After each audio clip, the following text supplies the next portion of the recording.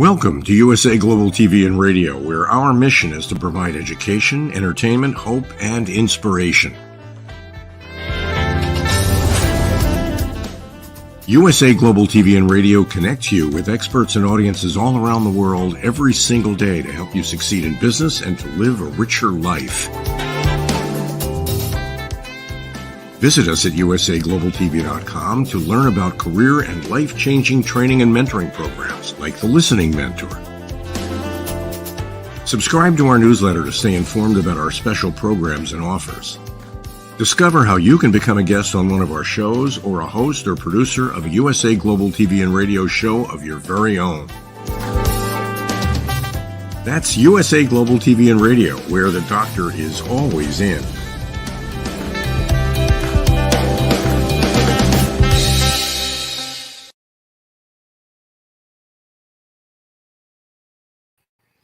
Howdy, y'all. red.olaughlin here again on Talking Heads on the USA Global TV and Radio Network.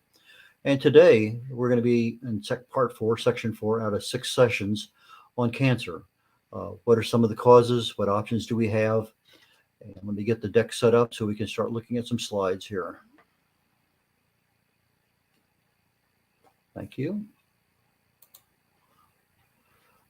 Introduction. My primary disclaimer is I'm a researcher. I'm not a medical doctor, never associated with the pharmaceutical community, have no work experience whatsoever in those.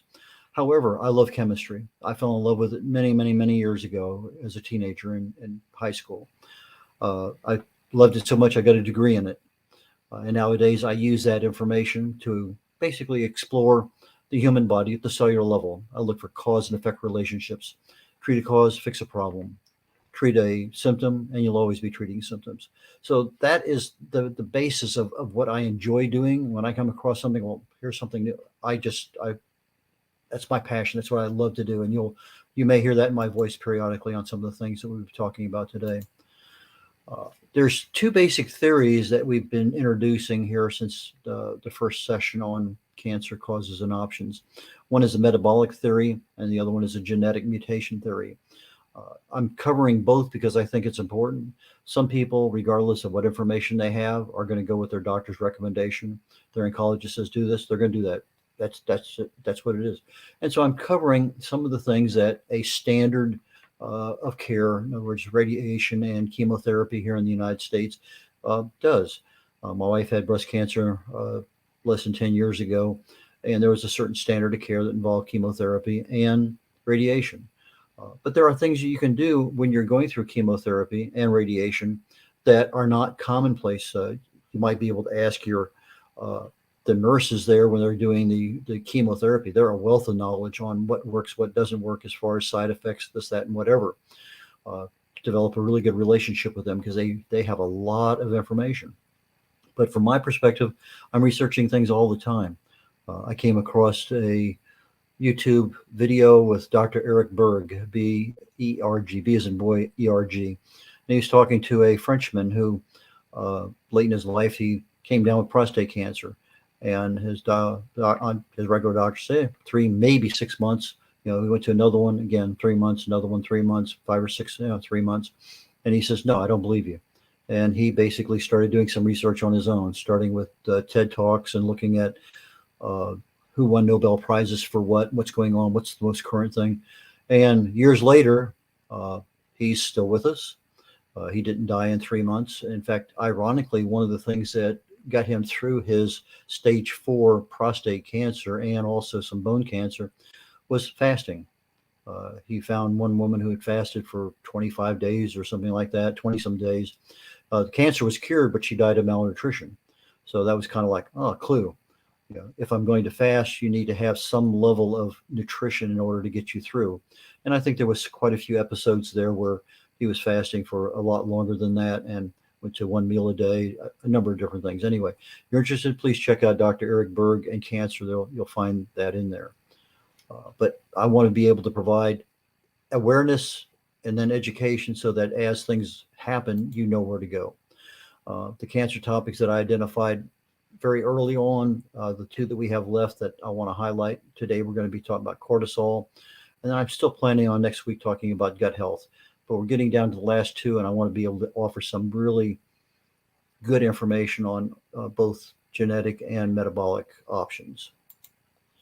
Cortisol is produced in our adrenal glands.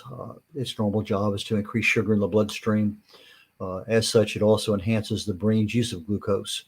Our bodies run on glucose. They can run on ketones, but there are some brain functions that, regardless of whether you're in ketosis or not, they still require glucose. And our body has the ability to take fat or protein and create glucose out of it. That's a standard thing our bodies do. So if we need it, the bodies can make it happen. But steroids, this particular cortisol steroid, helps with tissue repair. But its biggest function in life is when that saber-toothed tiger comes around and you open the door and there it's standing in front of you. It's called the fight or flight reflex. Something's happening and you need to do something right now, not be a deer in the headlights. You need to run. And this is something that's built into the human psyche forever. It's why it's called fight or flight. You're going to fight whatever's there, or you're going to run like crazy. And when that happens, your blood pressure increases, your pulse increases, your digestive system shuts down. Basically, cortisol is there to say what needs to work, what doesn't need to work, shut down everything that doesn't need to work, and let's concentrate on keeping you alive. And that's what cortisol does. Now, sometimes we end up with cortisol that's too high. Usually see weight gain, headaches, irritability. Fixing, obviously, is diet, supplements, breathing. You're trying to reduce that anxiety, that stress from things. Reducing caffeine, better sleep, exercise. We can, when it's low, we have too low cortisol. That's also a problem. Now, both of these can be a health risk. There are certain diseases that cause too high cortisol levels or too low. But for most of us, it's a temporary situation that, we're too high or too low. But when we have low cortisol levels, we see weight gain, we have sleep issues, and more importantly, we start feeling cold when nobody else around us is. Again, the fix for this one is very similar: more sleep, better quality sleep, reduce alcohol and caffeine, go on an anti-inflammatory diet, and exercise. Now, cortisol is a stress hormone. When we're stressed, cortisol increases. Otherwise, it's just kind of there in the background. Now, what causes our stress? Well, just about anything. It could be a person that irritates you. It could be something that happens. You're at a red light and all of a sudden nobody's moving and you're going to be there for another red light. It could be somebody there in the grocery store line that, okay, here's your total. Now they start looking in their wallet or their purse for a credit card or whatever they're doing. Just little things can irritate us, but there are some things that become more than that. But that anxiety causes our stress hormone, our cortisol, to increase in our bodies. Normally, they're slow, but with that stress, it increases, but it stays there for 3 or 4 or 5 hours, depending on how much you raise. But if it remains high for a long period of time, then we start having problems. It's a chronic stress issue. And so chronic high stress, it can be a killer, actually. You end up with cardiovascular issues, digestive disorders, immune deficiencies, diabetes. Stress management is something that all of us should be doing every day, 3 or 4 times a day. Taking a couple minutes out to breathe, doing some exercise, meditation, lots and lots and lots of things. Go see Dr. Google or Dr. YouTube and put in stress management. I like EFT, emotional freedom techniques. That's where you do the tapping with a certain mantra on your body, and it's, I find, to be a very, very simple way of reducing stress. For me, most EFT things that I try, I find that for me, my response is about 8 minutes. If I can get at least 8 minutes of tapping or of EFT, then it's pretty effective. I can do pranayamas. Those are the breathing exercises where you go in for a certain number of counts and go back and out and forth. But the whole thing is to remove, if let's say it's your boss, get as far away from him or her as you can. But you want to remove the stressor as best you can. Sometimes we can't do that. But if we can remove the stressor, generally speaking, the stress is removed. But what happens with regard to cortisol being constantly in our body all the time, and now our body's not getting rid of it because we're not letting go of that stress. We're just keeping it there. Every time we think of something, it's there. probably the easiest way to tell how stressed you are is what you think about the first half hour going to sleep. If you have that same irritating thing, whatever it may happen to be, an event that happened, something at work, a person, whatever it may happen to be, that's kind of a clue of what is really bothering you. That's what you need to get away from. Because if you don't, that cortisol is going to have an impact on the development of cancer or the growth of cancer, because it promotes damage at the DNA level, and it also damages the repair capability of the body, our immune system. And it inhibits what's called an anoikis process. Anoikis, Anoikis, anoikis. We know that there is a particular process that goes on in the body that's called apoptosis. The cell has, at the end of the cell, your DNA, it has a little wrapping around. It's a, what do you want to call it? A spherical binding, it's called a telomere.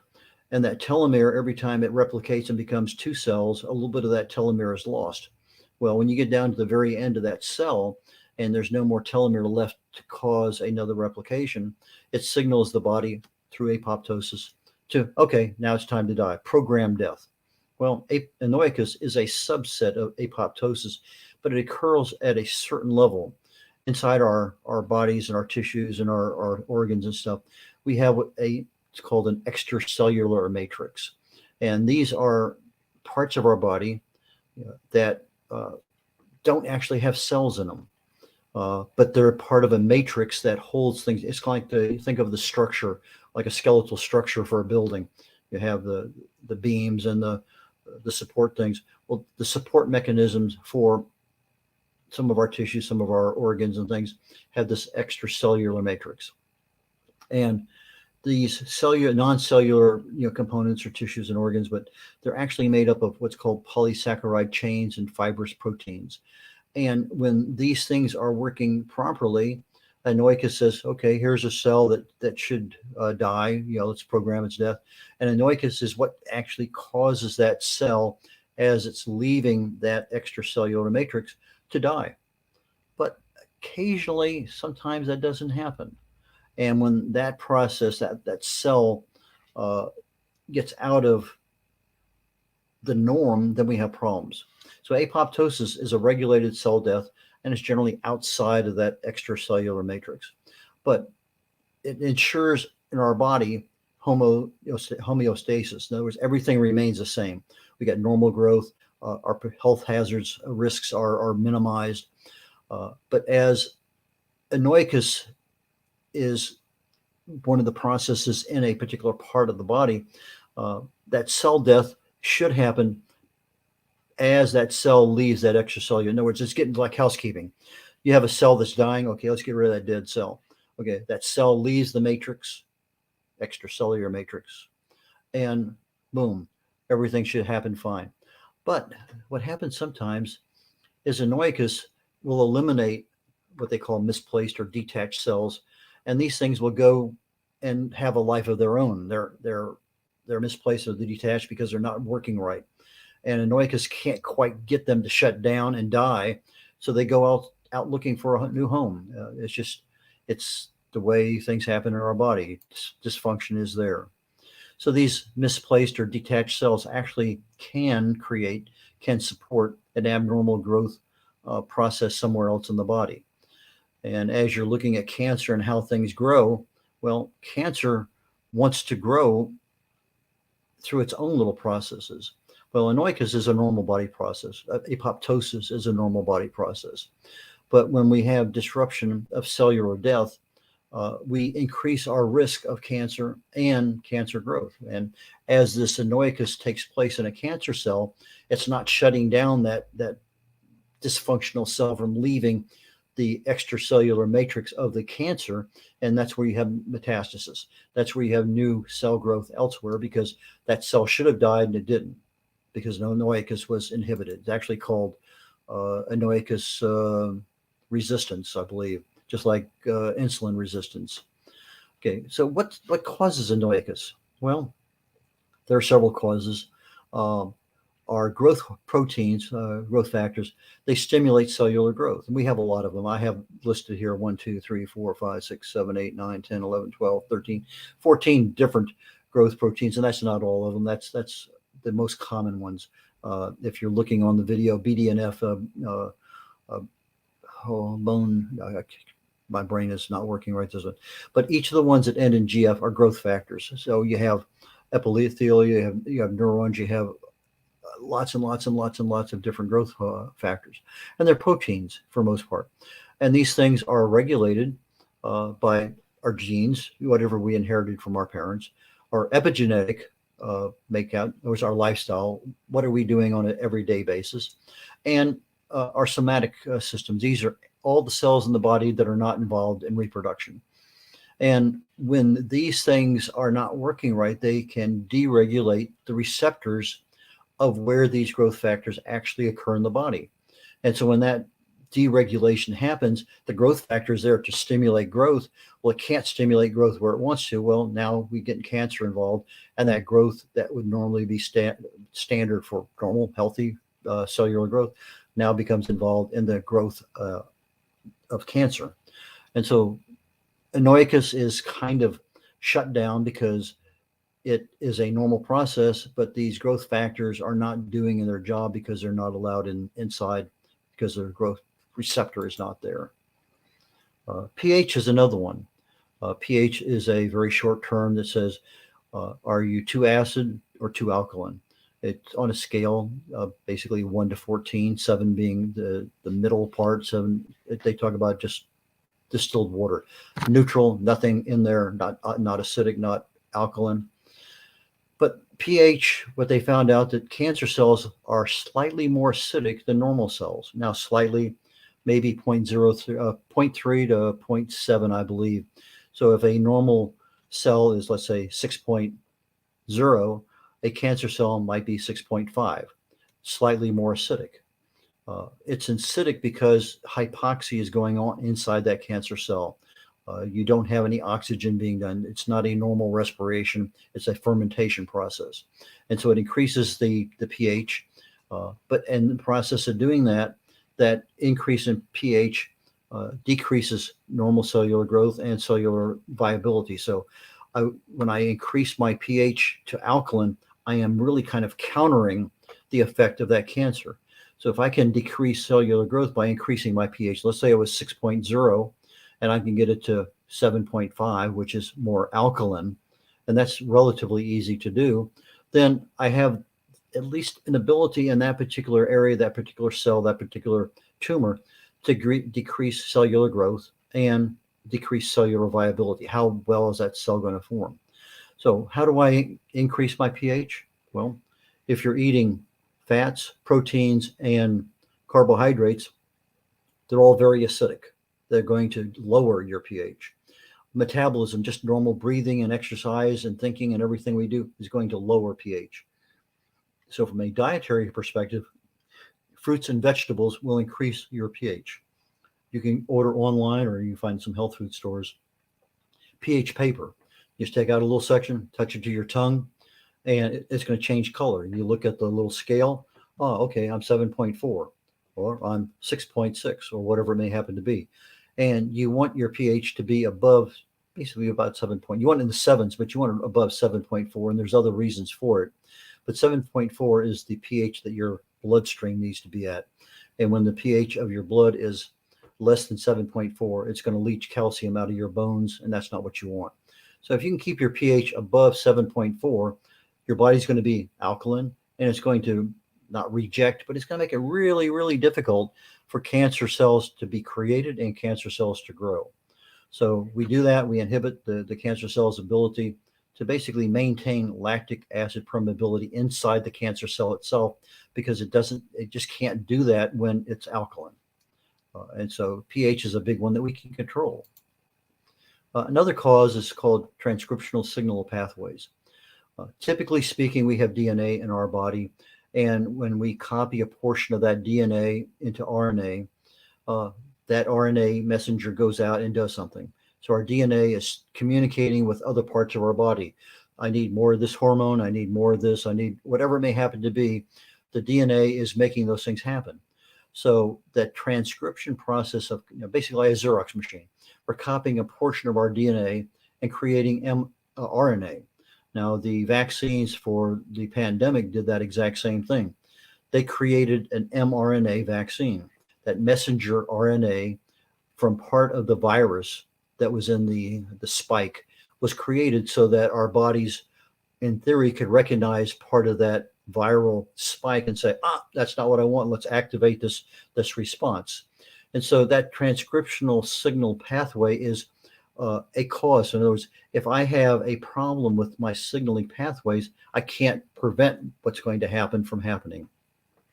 There's three different ones. ERBB, it's an epidermal growth that is typically seen with a lot of cancer and Alzheimer's disease. But that particular pathway is one that is being seen as a cancer producer. The P53 mediated apoptosis is one that probably is getting more press and print than anything else. And I'm going to talk about that one just a little bit here. And then the GSK3 signaling pathway. Those are the three primary ones that have a relationship with anoicus and cancer. So we went from cortisol to anoicus to cancer, and now we're looking at transcriptional signal pathways. Our DNA is telling our body what to do, but we're getting the wrong message. P53, it's a mediated apoptosis. The T53 protein typically suppresses tumor growth. However, it's affected by cortisol, and it's responsible for over 500 genes, and it's got a lot of responsibility, and it's even more than just those 500 genes. But if I'm constantly stressed out, I have chronic stress issues, that cortisol is going to cause a problem in my T53 protein. And you see T53 mutations in about 50% of cancers. Big cause, something that if we can control our stress, our cortisol levels, then we're taking away this particular pathway that will cause a cancer to grow and grow and grow. Another cause is called oxidative stress. This is something we've known about. Inflammation at the cellular level, chronic low-level inflammation is probably the first cause of almost every disease that is in existence. However, if left unchecked, and it's easy to control inflammation. That's where your vegetables and your fruits provide the antioxidants, those things that our bodies need to fight off that free radical damage. But if we don't do that all the time, we end up with what's called oxidative stress. That's the next level of, you see this primarily on metal that's been outside. Okay, every day you have something that's outside, it's metal.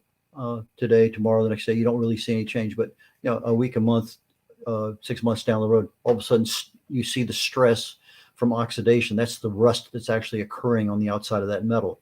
Well, that same stress, oxidative stress from oxygen inside our bodies, creates a problem at the cellular level.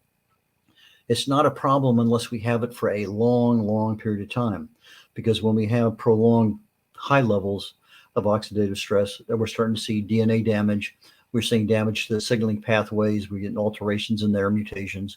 And we're also seeing that what assists typically this oxidative stress kind of actually helps the cancer cell grow a little bit. And so we have a lot of different issues there. And oxidative stress is something we can control. It's part of our diet. It's part of our stress management, but more dietary than anything else. But oxidative stress has been linked to, just gobs of neurological diseases, Alzheimer's, Addison's, Parkinson's. If it's a neurological disease, anything associated with dementia, you probably have a good potential that oxidative stress may have been one of the causes. But again, lifestyle and dietary changes can really and truly reduce the level of oxidative stress in our bodies. Stress is good for most of us. Cancer and stress, well, most of the time our stress is good. It's a normal reaction. Because we have a fight or flight mechanism that we can recognize something that I need to fight it right now, or I need to run away from it as fast as I can. That's normal. That's the way our bodies are built. But we don't always respond the same.